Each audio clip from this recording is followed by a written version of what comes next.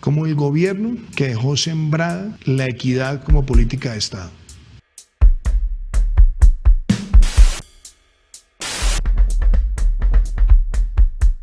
El 7 de agosto del año 2020, el gobierno de Iván Duque inició la segunda mitad de su mandato y el tercer año de nuevos hechos y contradicciones.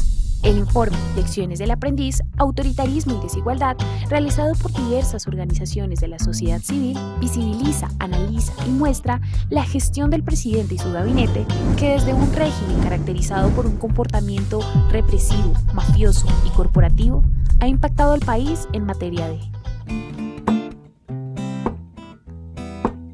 Durante el tercer año de Iván Duque Márquez y su gobierno en el poder, el país ha presenciado y sentido un aumento de la violencia en los diferentes territorios, debido a razones como la no implementación intencionada del acuerdo de paz y los graves incumplimientos de los puntos que lo componen. Lo que ha visto la ONU muestra que nuestro gobierno ha hecho muchísimo más frente a los primeros 20 meses de implementación del gobierno que suscribió el acuerdo.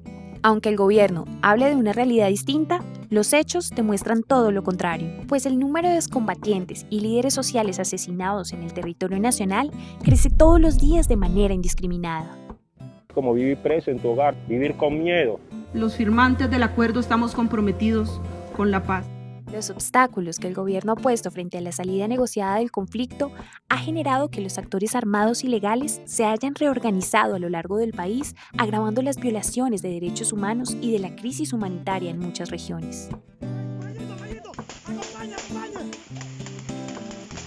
En este capítulo, el informe también presenta cómo las permanentes violaciones al derecho internacional humanitario en el actual escalamiento de la violencia han permitido el regreso de masacres, desapariciones forzadas, bombardeos, reclutamiento forzado y el confinamiento de comunidades en sus territorios. Logramos las menores tasas de homicidio en 40 y pico de años. Todo ese tipo de cosas para mí es lo más importante. Al final del día es con hechos. En su tercer año, Iván Duque siguió vulnerando de manera permanente la democracia y el Estado de Derecho en Colombia. El uso abusivo de la figura del estado de emergencia, la cooptación de instituciones de control fiscal defendiendo el actuar de la policía y el actuar desmedido y violento de la fuerza pública sin ceñirse a los poderes civiles y a la Constitución. En todos los rincones del país, las manifestaciones se han garantizado. Son algunas de las causas que explican este debilitamiento de la democracia. La profundización de la crisis social y económica y el continuo detrimento de la democracia ha provocado masivas movilizaciones en medio de la pandemia por todo el territorio nacional durante su tercer año de desgobierno. Protestas a las que el gobierno ha respondido con brutalidad policial, aumentando así la indignación y la rabia popular. Este debilitamiento ha permitido la paramilitarización de la sociedad como respuesta al estallido social. Mañana nos vamos a reunir acá a las 5 de la mañana con armas. Hay apoyo del ejército y policía también.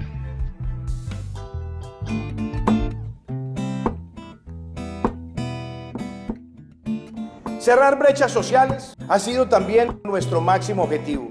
En este punto, el informe muestra cómo el gobierno nacional, en medio de la crisis ocasionada por la COVID-19, ha tomado decisiones y medidas que han puesto en riesgo el cumplimiento de los derechos económicos, sociales y culturales para la ciudadanía. ¡Estamos aguantando hambre! Aumentando la pobreza al 42.5% y dejando a Colombia como el país más desigual de la región. Todos podemos pagar un poquito más de ese IVA para el café y no nos va a afectar nuestros ingresos y nuestra calidad de vida. Las regresivas medidas tomadas por el gobierno durante el último año para enfrentar la pandemia en términos económicos, como la reforma tributaria. 1.800 pesos la docena o algo así. La baja inversión en la superación de la crisis y la no implementación de una renta básica han dejado ver el poco interés de este gobierno en darle salida a la crisis ocasionada por la pandemia.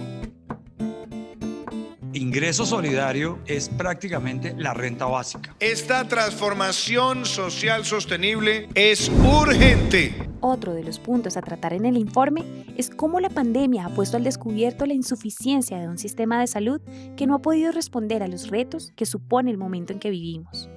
En abril del 2021, la cifra de desempleo llegó a 3.6 millones de personas, de las cuales 1.6 millones son jóvenes, muchos de los que hoy aún se movilizan y hacen resistencia en las calles.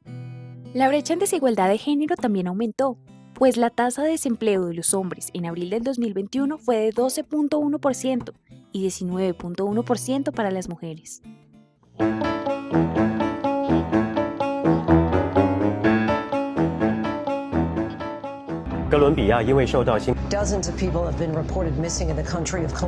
Durante el 2020 y el 2021 han habido diferentes cambios en la geopolítica mundial y Colombia ha presentado sus diversas caras ante el resto de países. Que ningún funcionario haya sostenido reuniones con miembros de esa campaña presidencial.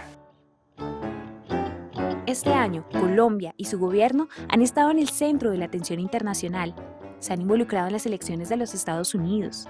Además, se cuestionó de manera altiva su actuar represivo durante las protestas en el paro nacional del 28 de abril y llegó a entorpecer la visita de la Comisión Interamericana de Derechos Humanos al país y después desconocer el mismo informe.